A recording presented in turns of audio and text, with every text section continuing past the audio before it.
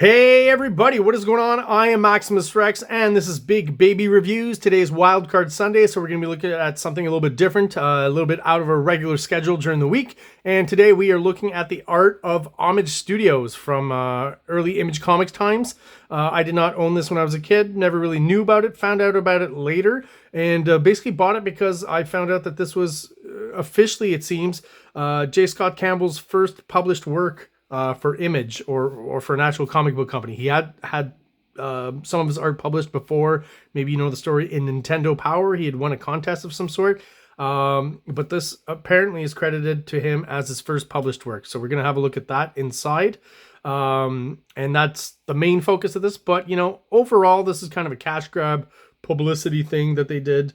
But there's some interesting stuff in here nonetheless, which gives us cues as to early Image Comics, early what is Homage Studios, right? And again, for the price at the time, man, $5 and $6.20. Wouldn't have bought that as a kid, but I'm pretty sure I got this in a dollar bin or, you know, at a greatly reduced price, thankfully. And without further ado, we're going to have a look inside and see what's going on in the Art of Homage Studios. So, going to try not to crack the cover too much as best as I can here. So, I'll read this whole section because, again, it gives you a lot of backstory about Jim Lee, Homage Studios, Whilce Portacio that you won't find anywhere else. It's the first I ever heard of it when I read this. So, I'll try to read fairly quickly, but it gives you a bit of interesting backstory on Homage Studios and how they work. I will remind everyone that Homage is not written that way. It's a French word. There's two M's, but continually I see it written this way. Just throwing that out there. Also, this logo that they created for this book, just, I mean, they're trying to do kind of a graffiti cool 90s thing, but it just doesn't work. It's hard to read. Why is there no hole in the O? The design of it, I think, is pretty horrible. Not that I have anything against graffiti art. I think it's great, but it just doesn't work here. So, real quick. It's a big operation now, but Homage Studios started not so very long ago with just two guys drawing pages in the corner of a condo. You would think Jim Lee and someone else. But that's not so. So how'd they get so big so fast? Let's take a look back at the early days of this talented crew for the story behind the studio. The life of a comic book artist looks like fun, and it is, but it's also a lot of long, lonely hours bent over the drawing board with nothing in front of you but another piece of paper waiting to be filled. Don't I know it? Yeah, that's absolutely true. To alleviate the boredom, high school friends Whilce Portacio and Scott Williams started working together in the loft of Scott's condo. Okay, so it actually started with Whilce Portacio and Scott Williams in Scott Williams' condo. So I guess he was the kind of top guy at that point for some reason, or, you know. Soon, Scott and Whilce began to make a name for themselves, drawing such projects as Marvel's Strike Force Morituri and The Punisher. On one job, Whilce Portacio inked the work of a new penciler named Jim Lee. Realizing the benefits of working with others, Jim soon moved from Berkeley to San Diego to join Scott and Whilce in their studio. So he joined, I guess, what was already called Homage Studios at that point, Jim Lee. This population explosion overflowed the loft in Scott's condo, so the artists packed up and moved to a one-bedroom apartment, which I guess they rented, all three of them. Then, I'm assuming. Then a desperate call came from Marvel. An issue of the Uncanny X-Men was running late. Could these guys pencil and ink it in 14 days? Ooh, 2 weeks. Jeez. I would be interested in looking back and finding out which issue that is. If any of you guys know that, please comment below. Let me know. The three went to work. Each man played to his strengths, with Jim doing the layouts, Whilce rendering, the pencils, I guess, Scott inking, and Jim going back in to add effects and finishes. The book was done in just 9 days. Working together made them a powerful force, the three artists realized. Next to join was painter-colorist Joe Chiodo. With Joe on board, the gang moved to a spacious two-bedroom apartment, and the first Homage Studios products hit the marketplace. Prince of Cybernary and Blood and Iron. I'm not sure what this is here again. Prince of Cybernary and Blood and Iron. If anyone can tell me what that is, because this seems to be before a lot of time before the Cybernary comic actually came out. So I'd like to know what that's about if anyone knows anything. In 1992, Mark Silvestri joined the Homage team, necessitating another move, this time to a real office. Mark, a powerhouse in his own right, was getting weary of the comic book business and of working alone in his studio in Malibu. Two things re-energized him. One was moving to Homage Studios to be around artists whose work he respected and whose presence he enjoyed. The other was the idea that a group of creators could start their own comic book company, Image Comics. So Mark Silvestri moving to Homage Studios probably had a huge influence on his style changing and moving more towards that Jim Lee Homage Studios look, right? Now publishing their own comic through Image, Homage Studios expanded again, adding letters and support staff so they could produce their books entirely in-house. A bigger house, of course, as they moved down the hall to still larger offices. Excuse me.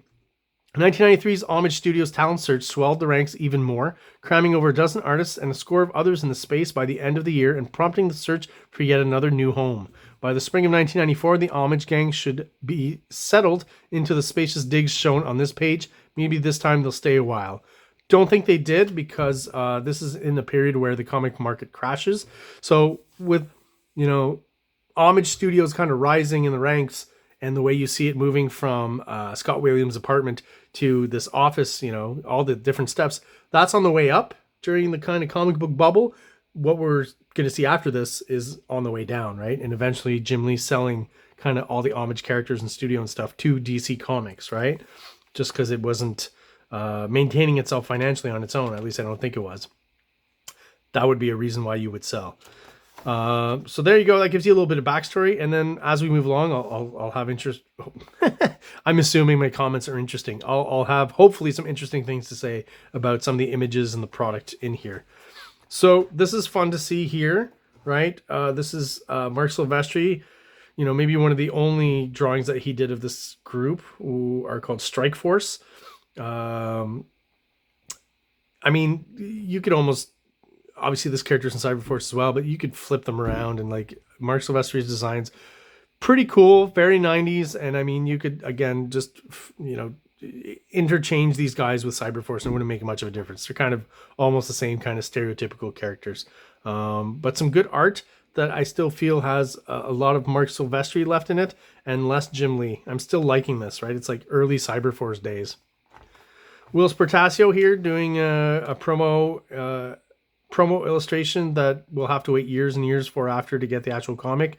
If you know about Will Spartasio, someone in his family was sick and he had to take care of them. So, not faulting the guy for that, obviously. But by the time Wetworks actually came out, a lot of the hype had died down. And I don't think it had quite the effect it would have had if it had come out on time, in 1992 is when he first did that promotional image that we all kind of freaked out about. This is interesting. This is Scott Williams art all on his own. So you can see obviously the mostly Jim Lee influence there, but I see almost like a kinship with Scott Clark, who will see some of his art in here. And this character here, the character developed into the color stage. He became the White Wolf. I don't know if this character ever appeared anywhere else, like in a comic, at Image, or anywhere else. If you know anything about that, please let me know, but in the comments. But I've never seen him anywhere else but this comic here. This is an interesting image where Jim Lee says, with the advent of so much cross-hatched uplighting, right? The kind of West Coast, Jim Lee, Homage Studios, and even Rob Liefeld style, I decided to try something different and use as little parallel lines rendering as possible. So on this image, you can see the finish is maybe a little cleaner, a little more cartoony, but he still couldn't help himself because you got a bit here, you got some on the shoulders here. So he says he tried not to do it, but he still threw some in there, here and there. Sometimes in some of Jim Lee's art or Rob Liefeld, like these ones here, I don't know if those are necessary. It really doesn't make much sense. I would maybe just take those out. Kind of the weirder aspects of Jim Lee's art back then. So now we have a character here drawn by Joe Chiodo, who I've never seen anywhere else. Some sort of maybe a vampire or something. I mean, interesting 90s style image, right? So here we get a story, and that is the J. Scott Campbell contribution. So apparently this came out before Gen 13. What I think you see here is with J. Scott Campbell, or at least originally, is kind of a mix of both Jim Lee and Art Adams in his art. That's how I would describe it, with a bit of cartooniness kind of thrown in there. But his cartooniness is not that apparent in these first few pages here. So yeah, I do feel like even in the layout and stuff, there's a lot of Art Adams and a lot of Jim Lee as well in that art. Maybe more in the finish is the Jim Lee, and the layouts and stuff is very Art Adams, but like, yeah, these characters here really feel like Art Adams characters. And that period of Art Adams, just like Rob Liefeld, where Art Adams was drawing super long legs, right? I feel like J. Scott Campbell took inspiration from that as well. Same place as Rob Liefeld. Maybe it's a slightly better effect. So Jim Lee talks about this being the first villain he designed. This is inked by Trevor Scott, so the ink finish is a little bit different too, maybe a little cleaner. Not bad, but to me, this guy is just kind of an overblown, exaggerated version of Deadpool, and Deadpool's already kind of an exaggerated version of other type of characters. So just really, pretty much a Deadpool ripoff. Even back then, I thought he was.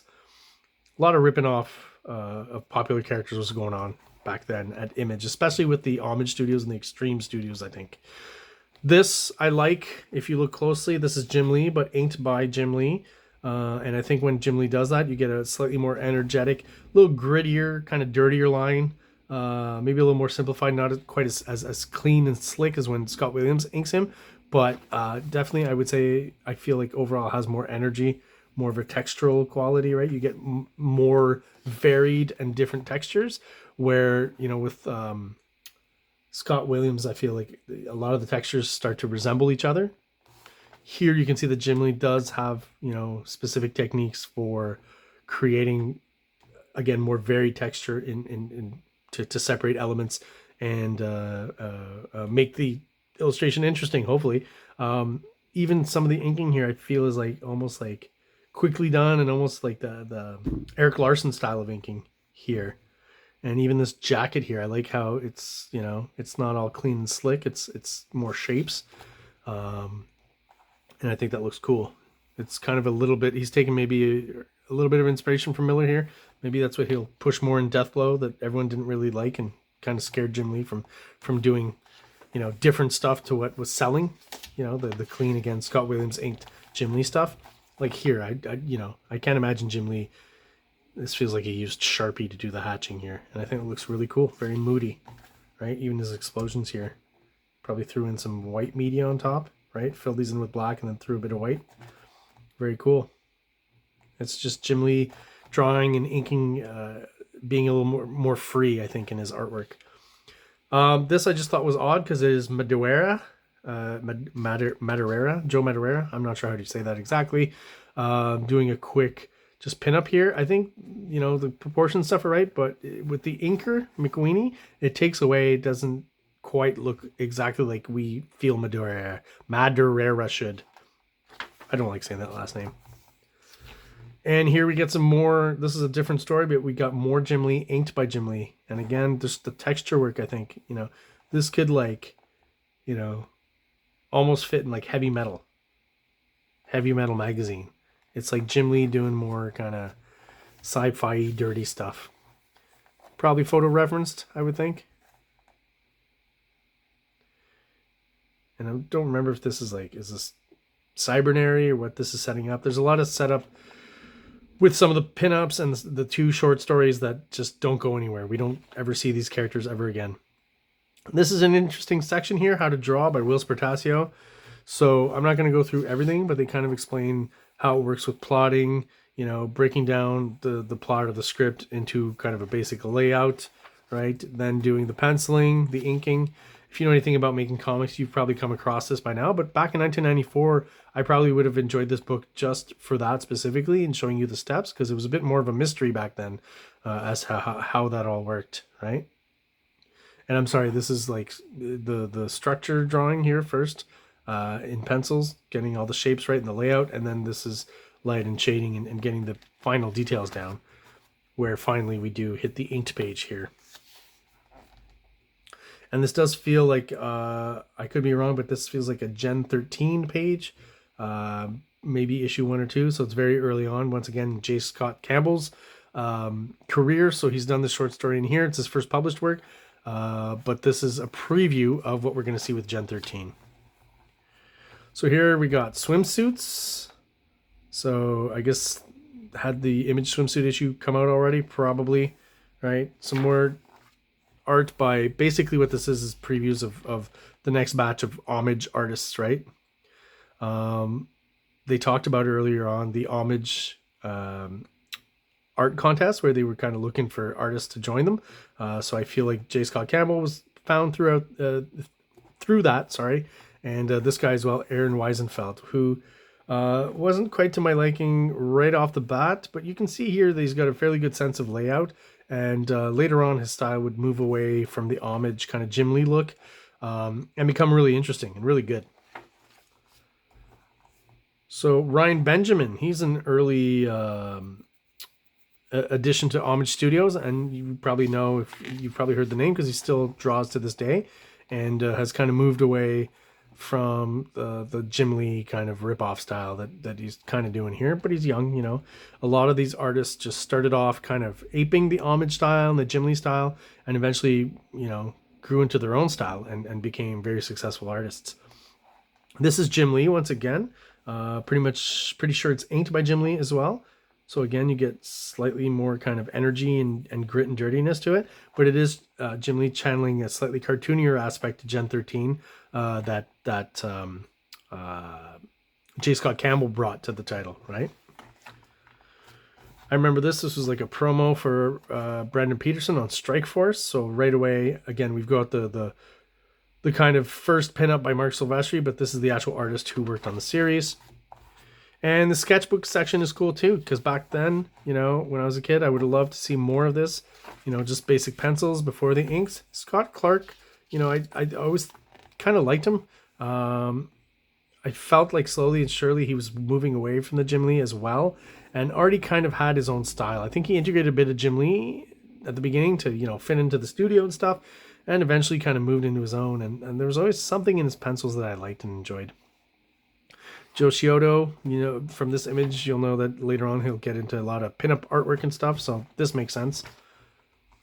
And right here is one of the real highlights of the book for me, because we're getting 1992 Mark Silvestri, so I feel like he's still working on Wolverine, and he's not yet done or integrated that Jim Lee stuff. He's still doing Mark Silvestri, right? The type of detail. I love this kind of line he does for feathering, right?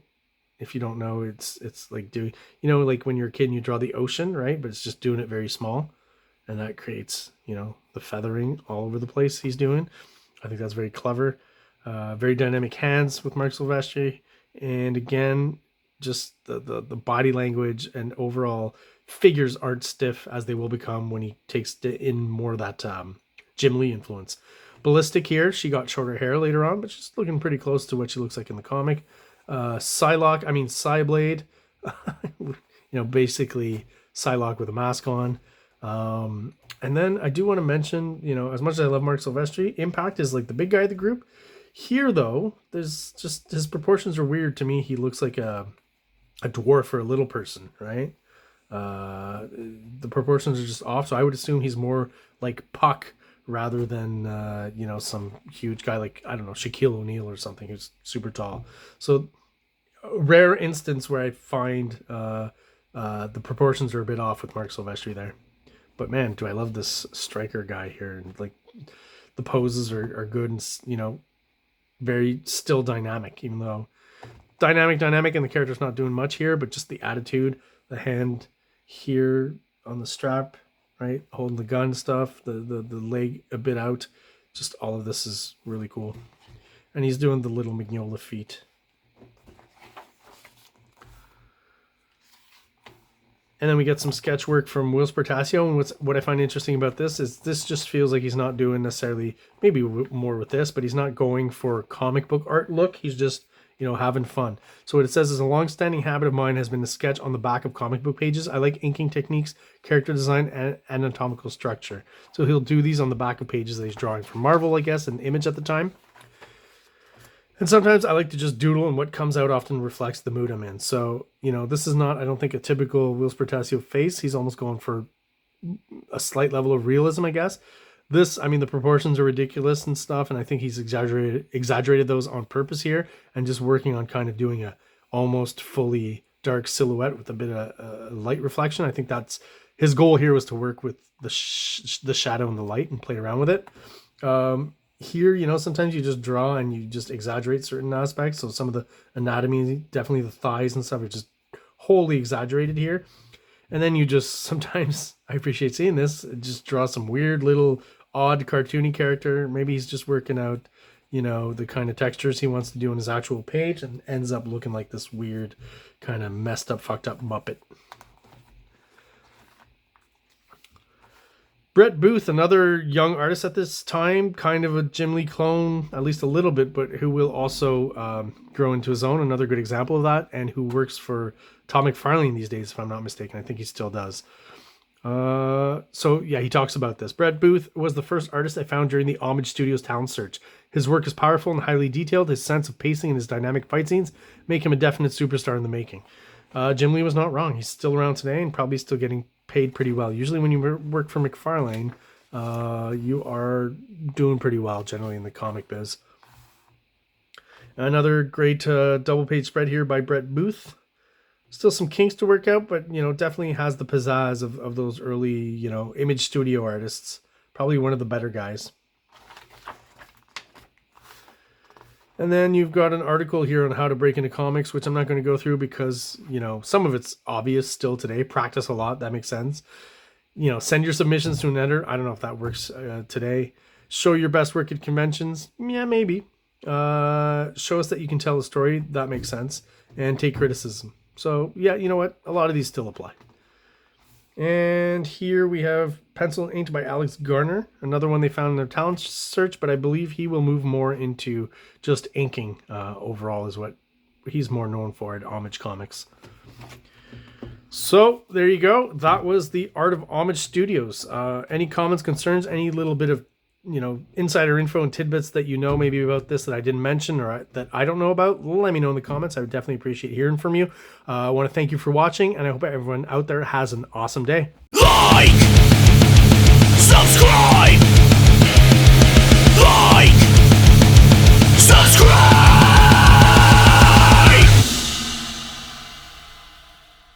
King Comics presents Big Baby, Volume 1, Issues 1 to 13, 204 pages of story and art. King Comics also presents Star Crasher one-shot, 32 pages, cosmic sci-fi surrealist adventure. You can find these fine comics at KingComics.CA, at MaximusRex13 on Instagram, or on Facebook, MaxRex or Big Baby.